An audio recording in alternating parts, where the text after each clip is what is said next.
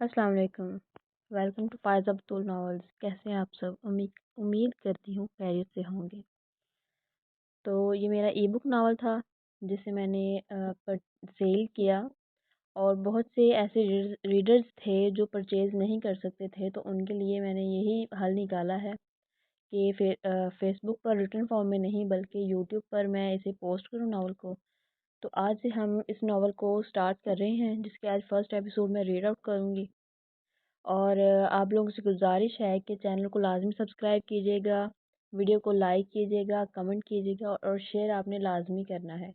इतना तो कम से कम आप कर सकते हैं। अगर मैं आप लोगों के लिए इतना कुछ कर रही हूँ, यानी मैं इस नावल को ई बुक को मैं यूट्यूब पर मतलब कैसे रीड आउट कर रही हूँ, पोस्ट कर रही हूँ, तो आप लोगों को चाहिए कि आप लोग मेरा साथ दें।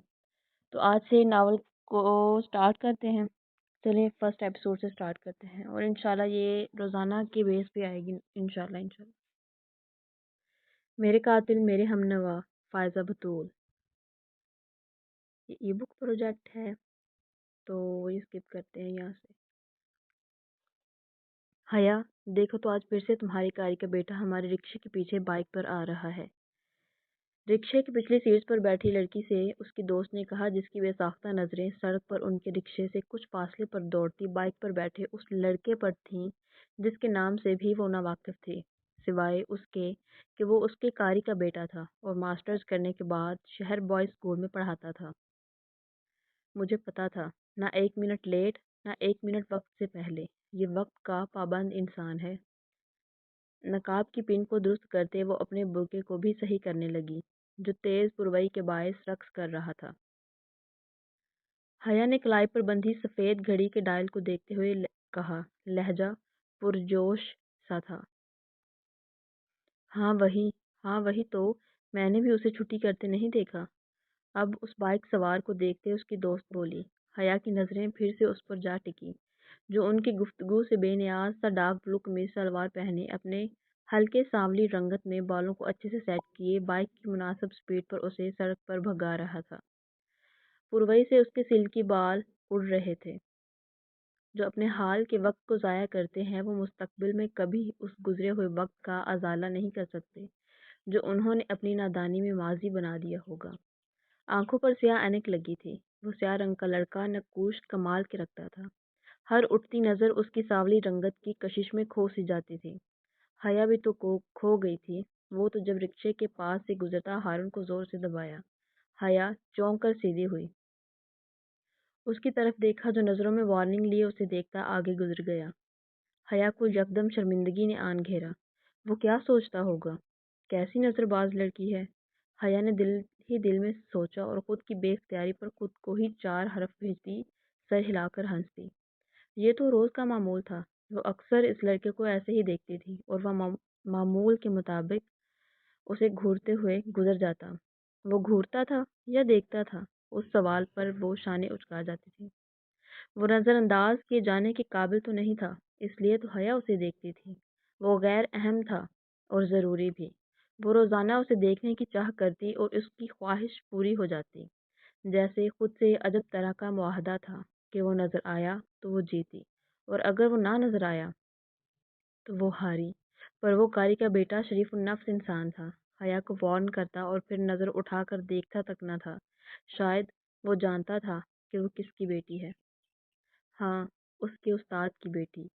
हया उस सांवले लड़के के उस्ताद की बेटी थी, और वो जिसका बेटा था, हया उसकी शागिर्द थी। हया बिनते शब्बीर अहमद, गांव के मास्टर चौधरी शब्बीर अहमद की साहबजादी थी, जो मेडिकल की तालबा थी और फिजियोथेरेपिस्ट बन रही थी। शक्ल सूरत में खूबसूरत, इखलाक में कामिल, सीरत की हसीन और किरदार का दामन सफ़ेद उजला हुआ, जिस पर पानी का दाग तक न था। वो हया अपने नाम की तरह हयादार थी, जिस पर चौधरी शब्बीर अहमद साहब को नाज था। अपने बाप की लाडली और सर फखर से ऊंचा करने वाली वो बेटी कमाल की थी। यूं ही पहुंचकर वो क्लास में पहुंची ही थी, जब क्लास में दाखिल होते पहली ही नज़र अपनी कज़न पर पड़ी, जो एक नौजवान लड़के के साथ बैठी न जाने किस बात पर कहकहे लगा रही थी। हया के नकाब किए चेहरे पर नागवारी फैली थी। एक तो ये लड़का उसे सख्त नापसंद था, کیونکہ اس کی نظریں وجود کے آر پار ہوتی محسوس ہوئی تھی، اور دوسری وجہ اپنی کزن کا لباس تھا۔ سرخ ٹائٹس پر گھٹنوں تک آتا سفید سیاہ تنگ ٹاپ پہنے وہ دوپٹے کو کندھے پر ڈالے بیٹھی تھی، جو کہیں سے بھی مہذب خاندان کی عورتوں کا لباس نہیں تھا۔ ارے حیا آؤ، شعیب ابھی تمہارا ہی ذکر کر رہا تھا۔ حیا کو دیکھتے کشمالہ فوراً کھڑی ہوئی تھی، ساتھ شعیب بھی، جس کی نظریں حیا کے برقع پہنے وجود سے چپک گئی تھیں۔ حیا شدید بدمزہ سی ہوتی اس کی جانب بڑھی۔ کیوں؟ میرا ذکر کس لیے ہو رہا تھا؟ شعیب پر ایک بھی نظر ڈالنا اس نے گناہ سمجھا، اور کشمالہ کو دیکھتے ہوئے ناپسندیدگی سے بولی تھی۔ کشمالہ کی مسکراہٹ فوراً سکڑ گئی۔ حیا میں تو صرف یہی کہہ رہا تھا کہ آپ کو برقع پہنے ہی اکثر دیکھا ہے، جو کہ آپ کو اچھا لگتا ہے، شعیب نے جلدی سے کہا تھا۔ کشمالہ نے اسے گھور کر دیکھا، وہ جانتی تھی کہ حیا کو اس کی بات پسند نہیں آئے گی، اور ہوا بھی یہی۔ تم ہوتے کون ہو میرے برقعے پر جب میرے پہناوے پر بولنے والے؟ اپنی اوقات میں رہو، سمجھ آئی؟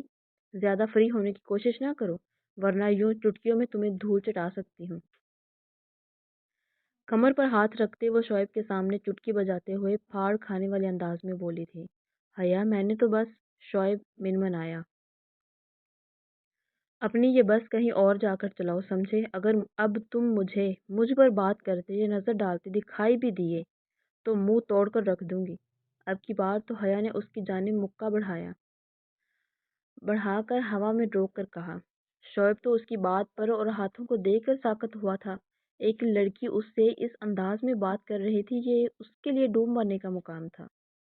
دیکھو حیا، اپنی بکواس بند کرو، اور خبردار اگر آئندہ تم نے مجھے میرے نام سے پکارا، اور پکارو بھی کیوں، اپنے کام سے کام رکھو۔ مجھے پکارنے کی یا مجھ سے بات کرنے کی بھی کوشش کی تو حیا شبیر احمد کا یہ ہوا میں معلق ہاتھ یاد کر لینا، جو ابھی صرف اس لیے رک گیا ہے کہ تم پر ضرب لگ کر یہ اپنی توہین جانے گا۔ اس لیے شکل گم کرو اپنی۔ کلاس کے دروازے کا راستہ دکھاتے وہ شعیب کو شرم سے پانی پانی کر گئی تھی۔ اس نے مزید عزت افزائی کا ارادہ ترک کیا اور جلدی سے سر ہلاتے کشمالہ کو دیکھ کر کلاس روم سے باہر چلا گیا۔ ارے یار، غصہ کیوں ہو رہی ہو؟ اس نے تو بس یوں ہی بات کہی تھی۔ کشمالہ نے بات سنبھالنا چاہی تھی۔ کشمالہ تمہیں آخری دفعہ وارن کر رہی ہوں، اس لڑکے سے دور رہو، یہ مجھے سخت ناپسند ہے۔ شوہا نہ ہو تو اگر میری بات نہ مانی تو خمیازہ تمہیں خود کو بھگتنا پڑے گا۔ اب کی بار حیا اس سے بھی غصے سے بولی تھی، جو اس کی بات پر لب بھینچ کر سر ہلا گئی تھی۔ اچھا ٹھیک ہے، چلو، میں کہہ رہی تھی کہ آج رات میں تمہارے گھر رکوں گی۔ کشمالہ کی بات پر وہ مسکرا دی۔ جو بھی تھا، کشمالہ اس کی چاچو زاد تھی، اس کی کزن تھی، اور اس کی سنگت میں وقت اچھا گزر جاتا تھا۔ وہ اکثر گروپ اسٹڈی کرتی اور ایک دوسرے کے گھر رک جایا کرتی تھی۔ اب بھی وہ اس کی فضول باتوں پر ہنس رہی تھی۔ کشمالہ ایک خوبصورت نقوش کی مالکہ تھی۔ وہ شہر میں رہتی تھی اور حیا کے ساتھ یونیورسٹی میں میڈیکل کی تعلیم حاصل کر رہی تھی۔ تو یہ تھی فرسٹ ایپیسوڈ۔ امید کرتی ہوں آپ لوگوں کو پسند آئی ہوگی۔ جیسے جیسے آپ لوگوں کو اس ناول میں جو ہے نا وہ